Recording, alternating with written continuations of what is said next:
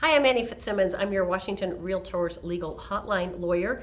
And this series is a look at what the conversation between a buyer broker and a buyer may actually look like in light of the October 3rd forms changes. There's a series that was released previously entitled Industry Evolutions. If you've not already experienced that series, you should. That series explains why these changes have happened in the forms and ultimately in the operations of the industry itself. And then also the nuts and bolts of what the changes are. I'm joined in this video series, which we're entitling Conversations Around Buyer-Broker Compensation. It's a bit of a double entendre because I get to have conversations with my friend here who hasn't yet been introduced, but she is helping you understand what your conversations with the buyer will actually sound like or may actually sound like regarding buyer-broker compensation. So, with no further delay, let me introduce to you Davina Clardy. Davina, tell us a little bit about yourself, please. Thank you. Well, I first want to say thank you for having me here. This is an honor just to be in this space with you. So thank you, Annie. My name is Davina Clardy. It either or works. Sorry. No, you're fine. And I am the one of the owners of the John L. Scott franchise. We call ourselves John L. Scott Talent Group, and we are in Pierce and Thurston counties. Lacey, Olympia, Dupont, and Tumwater are our offices. How many offices do you have? Four offices. 4 offices, and how many brokers? About 80 brokers right now. Okay, so you are here, you at least have the potential to hear from a lot of brokers around this topic. Are you hearing from brokers? Yes. Honestly, I'm surprised that we're not hearing more conversation than we are hearing. We are asking questions and we are bringing up this definite concern of do you think brokers aren't yet aware? Yeah. So here's what I want brokers to know. Our industry has been through forms changes before. We've been through other changes before. Who always downplays the changes. Don't worry, our industry is resilient. You're going to get through this, and I still do believe that, of course. But I will tell you, this change is substantively different than other forms changes. Yeah. This isn't a forms change that you can learn the day before the forms change happens so that you know a different way to explain a form to the buyer or the seller. This forms change will change the way brokers do business. Is that an overstatement? No, I think you were right in line. And the problem is that if brokers don't get ahead of it, they are going to get potentially just wiped out in regards to they could get to the end of a transaction and not get paid. They could get to the end of a transaction and not get paid. Did you hear that? Brokers who aren't prepared for this change on October 3rd could get to the end of a transaction and not get paid. That's not an overstatement. That's not a false statement.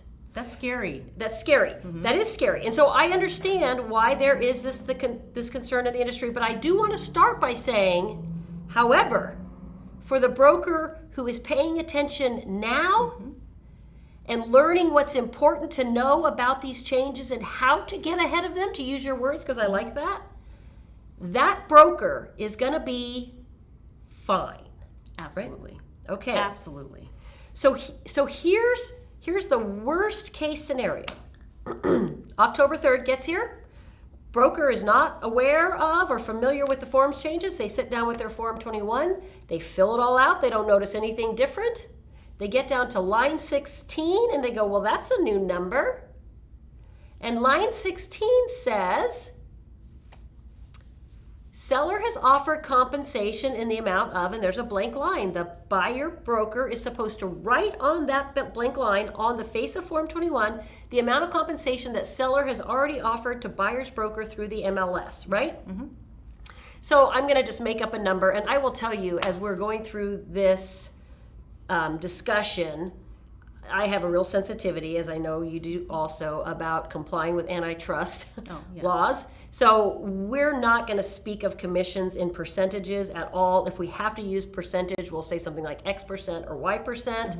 But I'm okay using just dollar values that we might use in expression of a commission amount, because that's not tied to any particular transaction, right?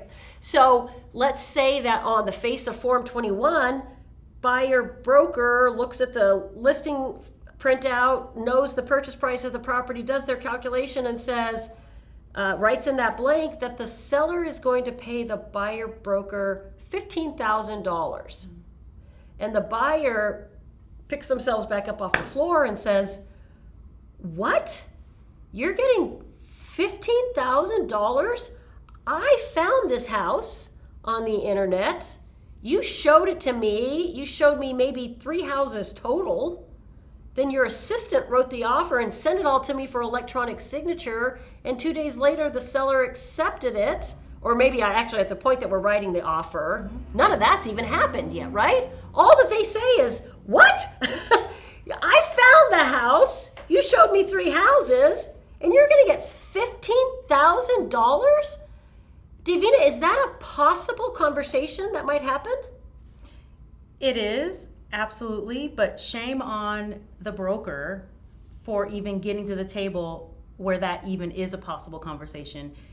The goal is, I mean, this conversation actually should not happen if you are having the consultation of value and what you do for your buyer before you even go out and show a house.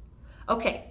All right, let's unpack that a little bit. Now, I'm already sensing that this is going to be a longer discussion if you're going to give us actual. Let me ask you this. Will you be able to give buyer brokers real discussion points about topics that they could discuss directly with the buyer as to the broker's value? Oh, absolutely. So, okay, wait yes. a minute. Okay, yes. Yes. Let's do that in the next episode. Okay. In this one, I want you to talk about the purpose, when that conversation should happen. You said it should never happen when you're writing the purchase and sale agreement. So when should it happen? And what's the goal of that conversation? So this conversation about commission should be happening when you are sitting down and doing your buyer consultation. And if you are not doing a buyer consultation, that's a problem. Okay, what is a buyer consultation? What does that mean? A buyer consultation is a sit down, it's a conversation to get to know your client, to talk about, what it is that you're going to be doing for them, what your role is. I mean, here that buyers have so many opportunities to work with different agents and brokers. Why you, right? What are you going to do for them? What is your role throughout the transaction process and beyond? So that's what we're going to cover in the next episode, right? Yes, and these are the things that you should you should have this conversation. How do I get paid? Buyers think that we're on a salary and, we're working for somebody. No, I'm an independent contractor. I get paid once we successfully close on your home. We need to have those conversations up front, and whatever discussing the range and the dollars about what that actually looks like. Okay, so Davina, help me visualize where and how this conversation happens. I'm holding an open house, a buyer walks in and says, yeah, I like this house.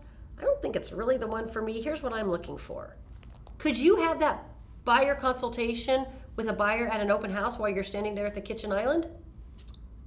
It depends. So it depends on if there's no other traffic and you want to just sit down and have a conversation with them. You possibly can.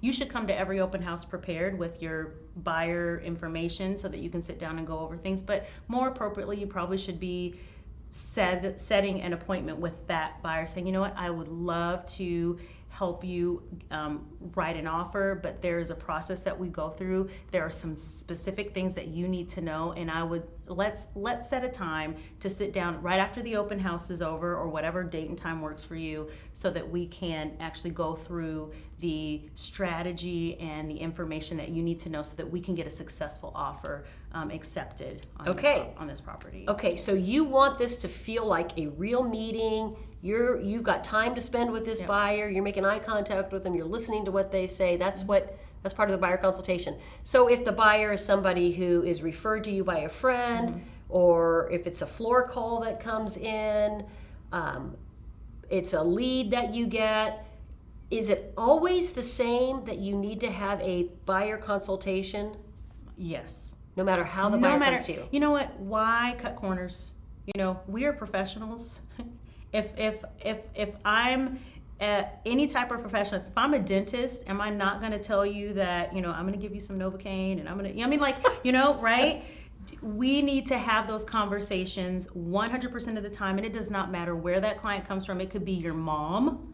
Mom, I know, I know you don't listen to me much, Mom, but this is I'm putting my real estate hat on, and I need to talk to you and explain to you this process. And this, Mom, this is how I get paid. We talk about, this is how I get paid, Mom, right? I mean, literally, everyone. Does not matter. Your best friend, your pastor, I don't care who it is, you can know them or not, and they can come, but 100%. 100%. So in this buyer consultation, you want to establish that you're going to get paid, and here's how much I expect to get paid, right? And you're also going to tell them what you're doing for them in this consultation in exchange for getting paid, right? The value. And in this consultation, I always hear brokers say that this is a relationship business, right? It is. So in this consultation, I suspect you're also getting to know them. Is that right? Absolutely. So you're not going to just sit down and saying, hey, all right, this is how I get paid, right? That's not the way to go about it. We want to ask questions, right? Let's start with getting to know your client. Where are you from? Like, what brought you here? What do you like? Are you traveling? We talk about different ways to engage in getting to know people. We want to definitely start with relationship building. And then we go through the consultation and talk about what it is that we do, find out what it is that they're looking for. I mean, we literally sit down and we have some table talk. And we ask questions, and this is where we just need to listen. And then once we get through the process of the, how we're going to help them in finding their home, we then also will need to talk about commission and how we get paid. So I know people think coming out of the pocket, this is how it works, right? So they know, because a lot of people don't know. There are buyers that have worked with agents, and because they thought that their agent was compensated by their employer, they didn't feel bad going with someone else. Had they known, had that conversation happened, then they would know. And we always talk about as well the importance of the buyer agency agreement. So this buyer agency agreement is going to be super, super, super, super important now, even more so because of the changes on the form. And this is the key piece that is going to help you guide you through conversations, is that buyer agency agreement. Okay, so you're going to have buyer consultation every single time, right? And if you're filling out the form on October 3rd, the purchase and sale agreement, is that also the date when you first need to start having buyer consultations, is on October 3rd? Now. You got to start having buyer consultations now. Yes. So that when they're writing an offer on October 3rd, you've already laid the foundation, right? Absolutely. So in your buyer consultation, you're going to build a relationship. You're going to find out what the buyer wants. You're going to find out what the buyer's expectations are of you. You're going to tell the buyer what services you provide to them. You're going to discuss compensation in the sense of a dollar value and in the sense of what compensation, how you get paid, right? You get paid only on a closed transaction. You might get up to the closing table on 4 different transactions and not close them, and I'm not going to get paid on any of those. I'm going to get paid on the 5th one that actually closes, right? So all of that is part of this consultation that you have with every single buyer. Absolutely. And it can sound really scary, but if you have your buyer agency agreement, that is your tool to have that conversation. Otherwise, you could be flying by the seat of your pants and feel really awkward and weird if you don't have the buyer agency agreement to lead with that dollar. Okay, so Davina, before, I think we need to wrap up this episode, but before we do, I want you to tell me something, because I often say that I have the privilege of sitting in the ivory tower and telling everybody in the industry what they should do, but I don't actually have to do it myself. What I look at this logically and say, brokers, you have conversations with sellers every single day about why they should pay you to be their listing broker. Why is it so hard for brokers to have conversations with buyers about buyers paying buyer brokers? What's different? I think you know the answer to that question, Annie. But I mean, honestly, the biggest thing, and it's really, really sad and it's heartbreaking, is that we do what we do. We get paid a very good fee for what we do, but we don't even see the value in what we do. Brokers themselves. Brokers themselves do not see the value in what they do. And if they don't see the value in what they do, how on earth are they going to be able to communicate that value to their client? And this is where it's our job. Like, it's our job as the broker community to help raise each other up and understand how valuable we are. We aren't just going out and showing homes and writing deals. We have so much more value. And if you don't know your value proposition, get one, because you have one. And that's what's so important. And it's heartbreaking, the confidence and what can happen. And it's tragic when we don't know our own value. I think it's so important, and I'm honestly, you said this already today. You didn't say it in this episode, though, and so I want to trigger you. It's a bad word. I want to prompt you to say what you said to me a little while ago, which is that brokers aren't selling donuts. What are brokers doing in their industry? Right. Well, what brokers are doing, it's not like we have houses stacked up and it's here to this. I mean, we're selling relationship, we're selling an experience, we're selling our value, and it is our job. And there's an analogy, and I don't know if this is exactly where you're going, but I mean, like, the clearest analogy is I'm just gonna use a pair of earrings, right? Some simple old earrings, and maybe they're made out of plastic. Okay, so I've got a pair of these plastic earrings, and you know what? I'm gonna say you got them out of a gumball machine. All right, and so the little ball that the earrings are in. They're in this little, the little ball. Right. So if you see a pair of these plastic earrings in a little gumball container, you have to open up, or it's not a gumball. 25 cents. Yeah, that's the value, right? 25 cents. About 25 cents. Okay. Right. So now let's take those earrings and let's place them in a really nice little jewelry box. Okay. Right? And you open up the jewelry, and maybe the jewelry box has some velvet lining in them.